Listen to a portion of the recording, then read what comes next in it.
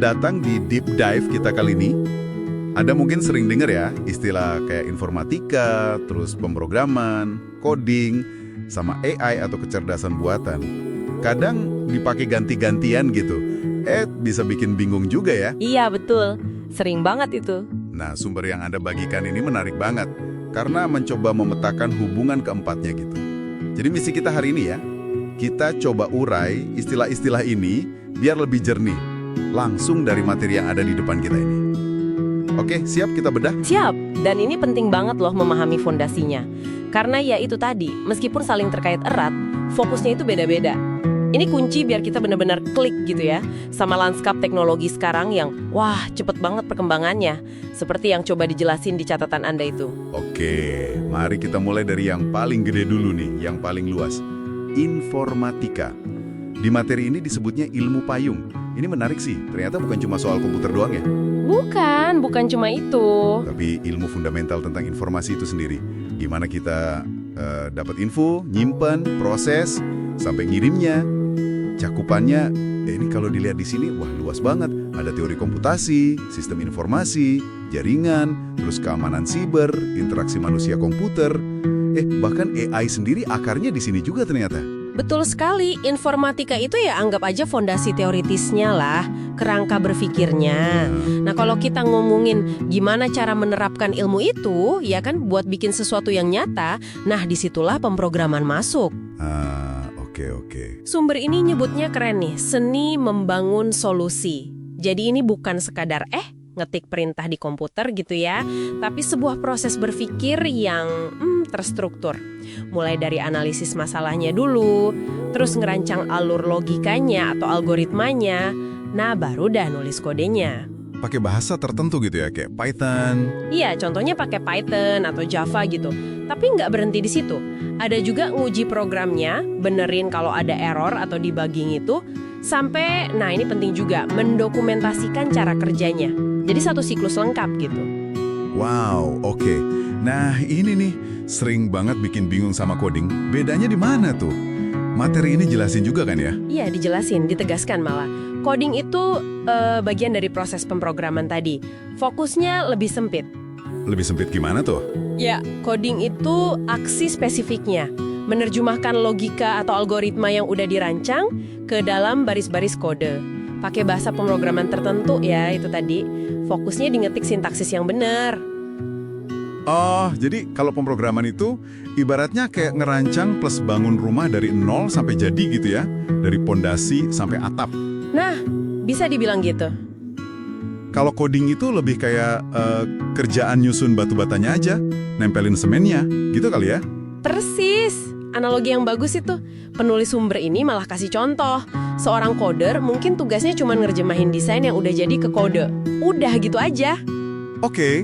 Sementara kalau programmer, biasanya terlibat lebih luas. Dari analisis awal masalahnya apa, ngerancang solusi, nulis kode, nguji, sampai mungkin maintenance juga. Jadi bedanya cukup jelas ya di materi Anda? Iya, kebayang sekarang.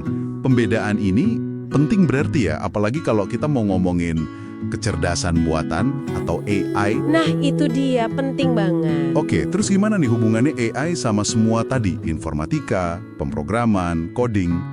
Di sumber ini AI ditaruh di mana posisinya? AI itu ditempatkan sebagai cabang spesifik. Jadi dia ada di bawah payung besar informatika tadi, tapi cabang yang khusus gitu. Cabang khusus ya? Tujuannya apa AI ini? Tujuannya jelas, bikin sistem komputer yang bisa melakukan tugas-tugas yang biasanya butuh kecerdasan manusia. Kayak ya berpikir, belajar, ngambil keputusan, ngenalin pola, gitu-gitulah. Oke, terus gimana dia pakai pemrograman dan coding? Nah, untuk bikin sistem cerdas ini, AI itu sangat bergantung sama pemrograman. Dan tentu saja, coding sebagai bagian dari pemrograman itu. Dipakai buat apa? Buat mengimplementasikan algoritma-algoritma canggihnya. Algoritma AI gitu ya? Betul. Materi Anda nyebutin contohnya kan? Kayak machine learning, deep learning, terus ada NLP buat ngolah bahasa, computer vision buat ngeliat gambar sama robotika. Semua ini butuh otak kan? Ya. Otaknya itu ya algoritma dan butuh bahan bakar yaitu data. Nah, semua ini dirakit, dibangun, pakai keahlian pemrograman, yang dasarnya ya dari prinsip-prinsip informatika tadi. Wah, jadi makin jelas nih petanya sekarang. Informatika itu ilmu dasarnya yang luas banget. Terus, pemrograman itu metode atau prosesnya buat bikin solusi berdasarkan ilmu itu. Yup, coding itu aksi teknis nulis kodenya, bagian dari pemrograman. Dan AI, nah ini, AI itu salah satu bidang aplikasi canggih di dalam informatika yang butuh banget pemrograman dan coding biar bisa jalan. Gitu ya? Tepat sekali. Anda ngerangkumnya pas banget. Jadi kalau Anda misalnya tertarik nih mau mendalami AI, ya mau nggak mau pemahaman dasar informatika sama skill pemrograman itu jadi kayak pintu masuk utamanya gitu ya. Wajib hukumnya. Betul, peta konsep dari sumber ini jadi lebih ketata ya sekarang. Sip. Jadi teman-teman, itulah kira-kira intisari hubungan antara informatika, pemrograman, coding, dan AI berdasarkan materi yang kita bedah bareng ini ya. Semoga ini bisa bantu Anda buat menavigasi istilah-istilah ini dengan lebih pede lah di dunia teknologi. Iya, biar nggak ketukar-tukar lagi. Betul. Informatika sebagai fondasi ilmunya, pemrograman sebagai keahlian ngebangunnya, coding itu aksi nulis instruksinya, dan AI sebagai salah satu hasil penerapan yang paling menarik lah saat ini. Nah, sebagai penutup nih, ada satu hal menarik dari materi tadi yang mungkin bisa Anda renungkan lebih jauh. Apa tuh? AI, khususnya machine learning ya, itu kan dijelasin sebagai sistem yang bisa belajar dari data. Seringkali tanpa perlu kita program secara eksplisit gitu, untuk setiap kemampuan barunya.